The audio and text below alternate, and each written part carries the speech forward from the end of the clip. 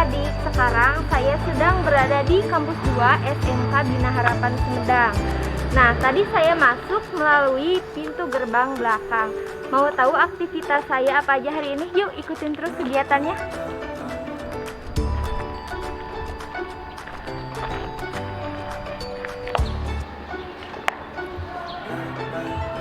Sebelum kita memulai aktivitas, kita harus selalu memakai masker, menjaga jarak, dan mencuci tangan 6 langkah sesuai WHO. Sebelumnya, saya akan mencuci tangan terlebih dahulu.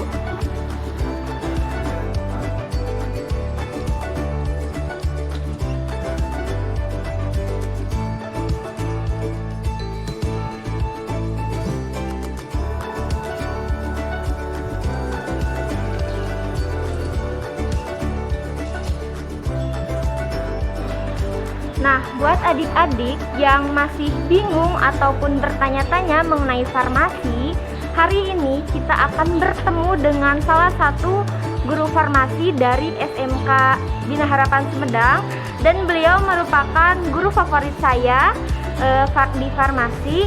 Yuk langsung saja kita bertemu dengan beliau di lab resep.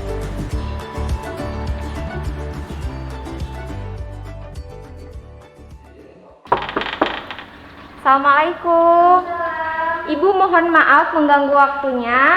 Ya, ini ada adik-adik yang ingin tahu mengenai farmasi. Ya. Karena banyak sekali pertanyaan di media sosial kita. Banyak yang masih bertanya-tanya dan bingung nih mengenai farmasi. Barangkali Ibu bisa menjelaskan terlebih dahulu sekarang kita sedang berada di tempat apa dan biasanya tempat ini digunakan untuk apa, Bu? Iya, ini kita sekarang lagi berada di lab ilmu resep ya, Rizka. Untuk adik-adik nanti yang berminat terhadap farmasi, disinilah tempat praktikum ilmu resep. Nanti kita bisa belajar tentang meracik obat, tentang cara membuat sediaan obat itu seperti apa, belajar membungkus, berbagai macam bentuk sediaan dan lain-lainnya. Oh, Ibu izin dulu ya, saya boleh membuka maskernya? Boleh, semangat. Nah, Bu, seperti yang sudah terlihat ya di sini ada banyak sekali alat-alat. Iya. Ini biasanya digunakan untuk apa, Bu, alat-alat ini? Nah, ini yang di depan kita sekarang ini ada timbangan ya. Di sini yang besarnya ada timbangan gram, kalau yang ini timbangan yang kecilnya timbangan miligram. Di sini juga ada anak timbangannya. Terus di sini di bawahnya terdapat alat-alat praktikum yang nanti bisa dipakai selama meracik obat. Anak farmasi itu pasti kalau praktek menggunakan yang namanya mortis temper, masih ingat nggak? Iya, dari alat itu iya, ya. pasti ya. Kalau kita praktek, kamu kan ya waktu kelas 10 tuh kan baru mengenal ini ya. Iya, alat-alat untuk meracik ya. Ada mortir, ada stempel, cawan penguap, gelas ukur, ada Erlenmeyer, dan banyak yang lainnya. Di sana juga bisa dilihat banyak berjejer di botol-botol itu ya, Bahannya, Bu, bahan untuk membuat sediaan. Iya, bahan-bahan nanti di sana disusun secara alfabet. Alhamdulillah lab kita ini lengkap ya, Rizka ya, sangat luas. Jadi buat adik-adik yang berminat ke farmasi bisa belajar bareng kita di sini. Nih, Bu, ya mengenai farmasi. Di farmasi itu belajar apa aja sih, Bu? Ibu nanya dulu ya ke Rizka. Nih, dulu waktu awal masuk belajar apa? Belajar tentang meracik tentunya, terus belajar mengenai sediaan obat seperti pil, kapsul, pulpis yang kayak gitu. Nah, mungkin bisa ditambahkan oleh ibunya ya. Iya, jadi kalau farmasi itu belajar apa? Seperti namanya ya, farmasi berarti dari bahasa Yunani parmakon yang artinya obat. Ya tentu belajarnya tentang obat. Obatnya itu dari mana? Dari bahan sintetis, dari bahan alam. Nah, cara bikin obatnya seperti apa? Sumber bahannya obat itu dari apa, nanti cara pemberian ke pasiennya seperti apa, cara pendistribusiannya, cara membuatnya, pokoknya berhubungan farmasi itu dengan yang namanya obat-obat baik yang kimia maupun yang bahan alami. Ya, Rizka, ini bisa dilihat ya. Di sini ada lemari narkotik, psikotropik. Di sini ada kalau udah beres kita praktikum ya, bisa Langsung sambil cuci tangan dan cuci alat ya Bu. Ada Kalau penangan bisa di sana. Di sini untuk zat-zat yang berbentuk cairan ada di bawah. Ini meja praktek, kita dibagi-bagi per satu tempat ini bisa sekitar 5 orang. Jadi alhamdulillah lab kita ini sangat luas tempatnya. Bu, untuk labnya apakah ada di sini saja atau ada di tempat lain mungkin? Ya, untuk kelas 10, kelas 11 biasanya kita praktiknya banyak di sini ya. Tapi untuk kelas 12 karena kita praktiknya itu pelayanan farmasi, jadi kita punya juga tempat di atas, namanya apa sih? Lab simulasi Nah, apotek. iya, Ya. itu namanya lab simulasi apotek. Ayo, Boleh kita ke atas ya Bu? Yuk, bareng-bareng yuk. Yuk adik-adik kita ke atas ke lab simulasi apotek SMK BHS.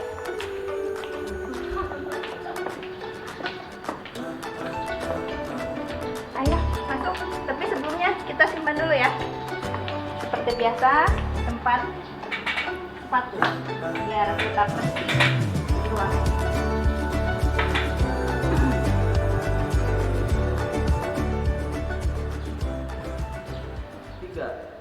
Nah adik-adik, sekarang kita sudah berada di apotek simulasi SMK BHS. Nah tadi kita di bawah itu namanya lab resep, sekarang di lab simulasi apotek ya. Baik, kita lanjut saja berbincang dengan Ibu Santi. Nah Bu, mengenai farmasi, apa sih kelebihan dari farmasi itu sendiri? Ya, sebelum berbicara tentang kelebihan, kita lihat dulu ya sejarah dari SMK BHS ini. SMK BHS ini merupakan SMK farmasi yang pertama ada di Sumedang sejak tahun 2004 berdirinya. Jadi Sudah udah 16 lama ya. tahun ya, udah lama kan ya. Berarti udah banyak sekali lulusan BHS yang terserap lulusannya di masyarakat. Khususnya untuk daerah Sumedang ya, udah banyak alumninya yang bekerja di apotek, di rumah sakit juga, di klinik, itu banyak ya.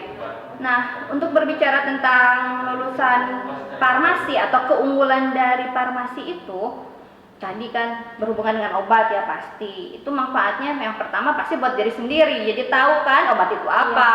Setidaknya kalau kita sakit itu Tahu sendiri ya, minimal obatnya apa sih gitu kan. Terus selain itu juga kan nanti adik-adik kalau tahu obat bisa memberikan informasi juga ke keluarga atau ke tetangga, keluarga yang lainnya.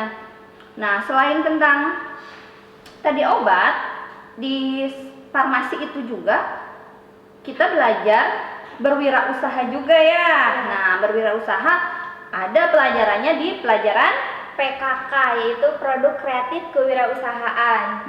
Jadi di PKK ini nanti adik-adik juga diajarkan cara berwirausaha. Di sini beberapa produk yang sudah kita pernah buat di lab PKK ini, salah satunya ada apa aja? Kayak bedak sarerang kaum, kosmetik kayak itu, kemudian lulur. Nah juga ada makanan dan minuman yang tentunya mengandung nilai gizi yang tinggi dan tentunya baik juga untuk kesehatan kita. Nah itu juga pelajaran PKK ini nanti bisa bermanfaat, mudah-mudahan setelah lulus. Jadi kalian tidak disiapkan hanya untuk bekerja saja, tapi bisa berwirausaha di bidang di bidang kefarmasian, khususnya tentang obat-obatan gitu. Nah Bu, saya dengar STRTTK itu sudah tidak dikeluarkan. Apakah kita masih bisa bekerja di apotek tanpa STRTTK? Bisa banget. Jadi yang perlu dipahami sama adik-adik juga ya, kalau sekolah farmasi itu bukan hanya lulus itu kerja di apotek aja ya. Jadi bisa di rumah sakit, bisa di klinik, bisa di industri juga. Nah ini terkait adanya sekarang lulusan farmasi katanya dari SMK farmasi nggak ada STRTTK. Nggak usah khawatir, sebenarnya masih banyak peluang yang lain juga. Masih ada banyak apotek yang masih bisa menerima lulusan dari SMK farmasi tanpa STRTTK. Masih bisa. Nah untuk prospek kerja lulusan farmasi itu seperti apa Bu? Nah tadi ya, nyamuk yang tadi bisa bekerjanya di apotek. Tentu itu mah sesuai namanya apotek. Terus rumah sakit ya, meskipun sekarang terkait ada aturan perundang-undangan yang baru itu, tapi jangan khawatir, masih banyak beberapa rumah sakit khususnya swasta yang masih memerlukan asisten tenaga kefarmasian dan juga klinik ya. Klinik itu kan sekarang masih banyak ya, ada klinik kecantikan juga, itu juga bisa jadi lahan buat kita. Selain itu industri itu nggak hanya industri tentang obat, industri makanan juga bisa menerima lulusan dari Jadi farmasi. banyak ya Bu peluang kerjanya itu. Banyak, ya. Nah, untuk adik-adik jangan khawatir ketika kalian lulus dari SMK BHS, kalian akan disalurkan kerja oleh pihak sekolah kami karena SMK BHS itu sudah bekerja sama dengan banyak perusahaan-perusahaan yang menerima lulusan farmasi maupun kimia industri ya, terkhusus ini farmasi. Iya, benar. Nah Bu, ini banyak ya adik-adik yang takut masuk farmasi karena tersebarnya informasi gitu, katanya jurusan farmasi itu sangat sulit. Nah, bagaimana menurut Ibu di SMK ini farmasi itu pembelajarannya seperti apa Bu? Tariska sulit nggak? Awalnya memang sulit, betul. Tetapi setelah lama-kelamaan kita jalani itu mudah kok. Orang lain itu bisa lulus, kenapa kita tidak? Gitu.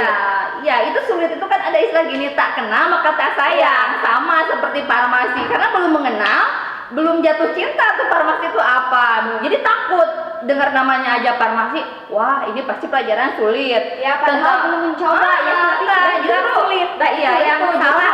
Nggak usah takut. Jadi yang namanya masuk ke farmasi itu semuanya juga sama belajar, kan semuanya belajar ya Rizka ya. Semuanya dari nol lagi, apalagi tentang obat-obatan. Sama semuanya belajar. Yang penting farmasi itu memang berbeda dengan SMA ya tentu ya. Kalau kejuruan itu kan kita Lebih ke keahlian. ya ada beberapa ilmu yang lebih daripada SMA, karena kan dari SMK itu kita disiapkannya untuk SMK itu kan bisa bekerja, bisa berwirausaha, bisa apa lagi dilanjutkan mungkin bisa kuliah. juga. Nah itu jadi jangan takut. Jadi sebenarnya ilmu farmasi itu banyak banget manfaatnya ya. Jadi tadi kan bermanfaat buat diri sendiri. Kalau bilang susah itu belum dicoba, makanya coba aja dulu. Toh banyak yang lulus, berarti kan nggak susah juga sebenarnya gitu. Ingat manfaatnya aja lah gitu, yang penting. Nah, untuk ujian farmasi sendiri itu seperti apa Bu?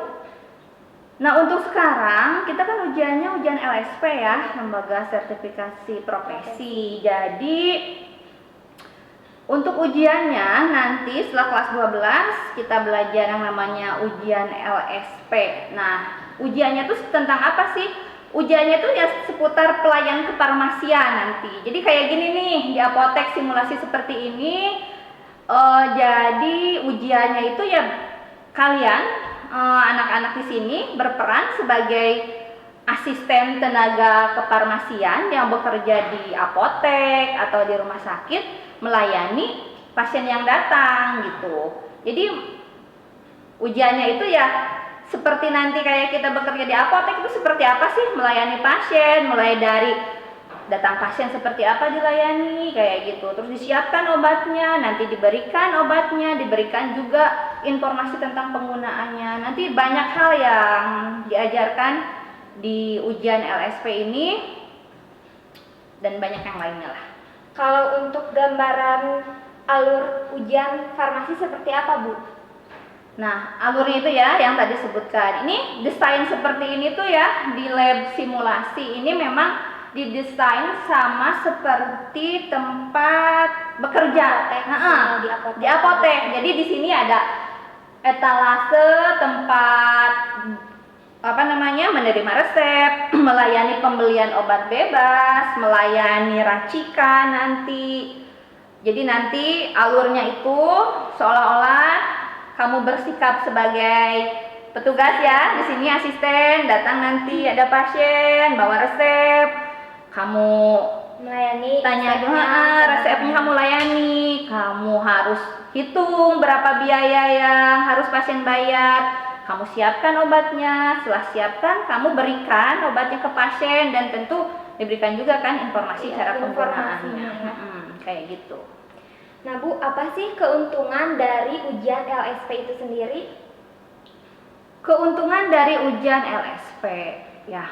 Jadi kan tujuannya ujian itu kan untuk mengevaluasi ya kemampuan dari peserta didik itu sejauh mana. Jadi apakah lulusan dari SMK ini sudah kompeten untuk menjadi asisten tenaga teknis kefarmasian. Jadi diharapkan dengan adanya ujian ini memberikan jaminan untuk dunia kerja kalau lulusan dari kita itu sudah kompeten bekerja menjadi asisten tenaga kefarmasian gitulah. Soalnya nanti yang diujinya itu kan bukan hanya dari pengetahuan juga ya, keterampilan, baik itu keterampilan dalam meracik, menyediakan obat, dan juga etika, sikap kerjanya. Jadi dengan adanya ikut ujian LSP itu memberikan jaminan bahwa lulusan dari kita dari SMK BHS ini siap bekerja dan mempunyai kompetensi secara nasional sebagai asisten tenaga teknis kefarmasian kayak gitu. Nah Bu, ketika kita lulus dari SMK Farmasi BHS nih ya, sertifikat apa aja sih yang bakalan kita dapat? Nah, sertifikatnya itu nanti kita dapat 2 ya. Ada sertifikat kompetensi yang dikeluarkan dari PAPI ya. Terus ada juga sertifikat dari BNSP. Nah, jadi tadi ujian LSP itu ya, ujian LSP itu. Nanti kalau ujian LSP, nanti adik-adik dapat juga yang namanya sertifikat BNSP. Nah, sertifikat BNSP ini keuntungannya apa? Tidak hanya bisa digunakan kompetensinya diakui di Indonesia saja, tapi nanti keahlian kalian kalau kompeten itu sebagai asisten tenaga kefarmasian berlaku juga untuk nanti di lingkungan ASEAN kayak gitu. Diakui juga sertifikat BNSP-nya. Nah Ibu boleh berikan pesan nih kepada adik-adik yang masih ragu lagi untuk masuk BHS supaya mereka tidak ragu? Jadi buat adik-adik yang ingin masuk ke farmasi di sini terutama di SMK BHS, nggak usah takut tadi, nggak usah takut dengan farmasinya susah itu kata orang. Mari kita coba aja dulu. Toh banyak ya. Mencoba ya. Kita belum mencoba, tapi kalau sudah belajar banyak ilmu yang bikin banyak manfaatnya loh ya, buat diri sendiri juga manfaatnya banyak banget. Pengetahuannya selain buat bermanfaat buat diri sendiri juga kan bisa bermanfaat buat orang lain ya, keluarga kayak gitu. Tidak hanya untuk diri sendiri saja. Ya, terus juga jangan takut apalagi ya, isu-isu yang beredar tuh apa katanya Rizka? Kenapa takutnya? Ya, apalagi selain tadi yang susah, apalagi yang bikin jadi orang takut ke farmasi itu apa ya? Mungkin Rizka dengar tuh dari adik-adik yang ini takut karena farmasi mahal. Enggak mahal juga. Nah, kalau yang masih banyak pertanyaan, aduh ini gimana ya farmasi? Kepoin aja lah, bisa lihat dari medsosnya BHS ya, ada di IG-nya, ada Facebooknya, ada YouTube-nya juga, sama websitenya juga. Nanti di sana ada kontak personnya, jadi silahkan jangan ragu-ragu, jangan sungkan-sungkan buat adik-adik atau mungkin orang tuanya juga yang beberapa pertanyaan yang seputar farmasi itu gimana masuknya, gimana nanti lulusannya yang belum jelas di sini bisa ditanyakan saja. Ya adik-adik, perbincangan kita mengenai farmasi pada hari ini sudah selesai. Semoga terjawab semua pertanyaannya. Saya ucapkan terima kasih kepada Ibu Santi Sondari yang telah memberikan informasi pada hari ini. Saya Rizka Khadijah selaku pembawa acara dan Ibu Santi Sondari selaku pengajar ataupun narasumber. Mohon pamit. Wassalamualaikum warahmatullahi wabarakatuh. Kami tunggu di SMK BHS.